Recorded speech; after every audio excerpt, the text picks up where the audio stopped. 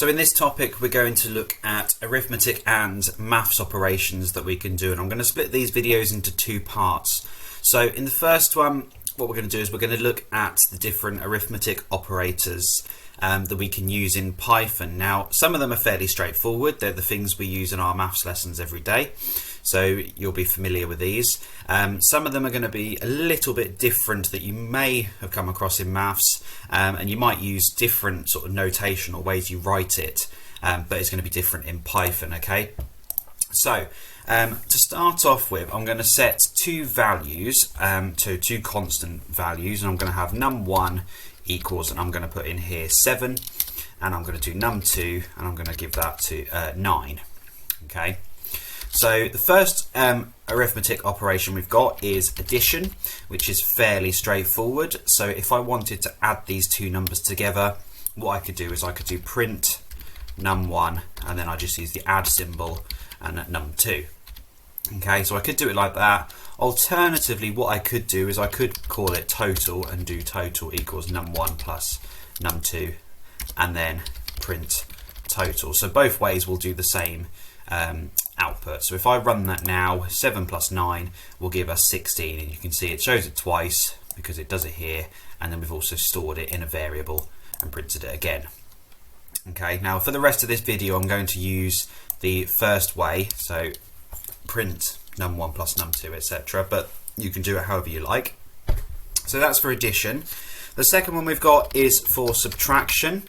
So to do that, we're going to do print num1 take away num2. So that one is fairly straightforward. Again, use the same symbol we do in maths, the take away sign. So if I run that now, we should get -2. We've then got, for the third one, multiplication or timesing. So multiplication, so if I do print num1, now for multiplication we have come across this before, but we use the little asterisk symbol, the star. Okay, so num1 times num2, so that will do 7 times 9, and then we will get 63 as the outputs. And then finally, if I do print, oh, I forgot my comments, there we go, division, and for division we're going to do print, and then we do num1 divided by num2. Now the divide symbol, we use the slash near the full stop in the bottom right corner, because we can't install or insert the divide symbol very easily in Python, and it recognizes that. So if we then divide that, it will then give us a decimal, because 7 divided by 9 will be sort of a fraction. Okay, so those are the main 4 operators. Now we have got a couple of extra ones. The next one we're going to look at is something called exponentiation, which is a really complicated long word for to the power of. So for example, if I did 2 to the power of 2, that's the same as 2 squared. If I did 3 to the power of 2, it's 3 squared. I could then do sort of 4 to the power of 6, so that'd be 4 times 4 times 4 times 4 times 4 times 4, 6 times. Okay, so to the power of. Now we can't put the little number 2 or 3 in Python, so what we have to do is we have to use, so if I do print num1, now I'm going to use 2 stars, 2 multiplication signs together, and when we do that, that means to the power of. So if I did num1 to the power of 2, so that would be the same as saying num1, which is 7 to the power of 2, so 7 to the power of 2, or 7 squared. So 7 squared should give us 49. If I run that, you'll then see it does 49. If I wanted to do 7 cubed, I could then do 7 to the power of 3, and that would give me 343, etc. Okay, so 2 multiplication signs or 2 asterisks gives us the exponentiation, or the to the power of.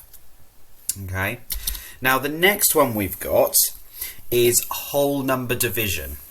Okay, so we've got whole number division,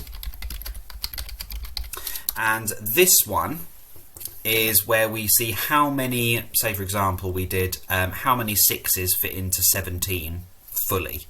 Okay, so we know that it would be 6, 12, well we then get to 18, we're going into 17, so we can't put another 6 in, so we'd get 2 as the answer.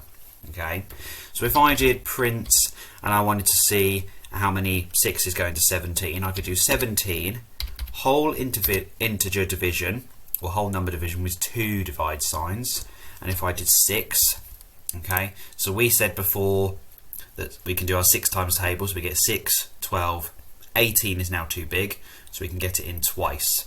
So if I press run, we will then get 2 lots of 6 into 17. So it gives us the whole number division.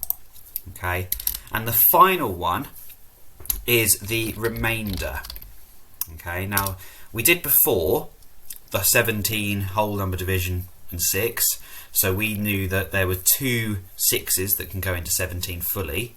Well, we would then get a certain amount left over, because if we did 6, 12, we've still got a little bit left over to get to 17. So what we can do now, if I do the same sum and do 17, I'll use the percentage symbol for the remainder and do 6. Okay, that will give me the remainder. So we know that 2 6s go into 17 fully to give us 12, and we then get 5 left over to give us to 17. So if I now run that, we will then have 2 full divisions and 5 remainder, or 5 left over. If I tried it again, this time let's go, and I'm going to do 20 with the remainder, 20's remainder 6. So how many 6s go into 20? So we've got 6, 12, 18. If I do more 6s, that'll be 24, which is too big. So we're going to 18 is the largest. To get to 20, we need an extra 2. So the remainder there would be 2. If I change the previous one as well, I'm going to do 20 whole number division 6.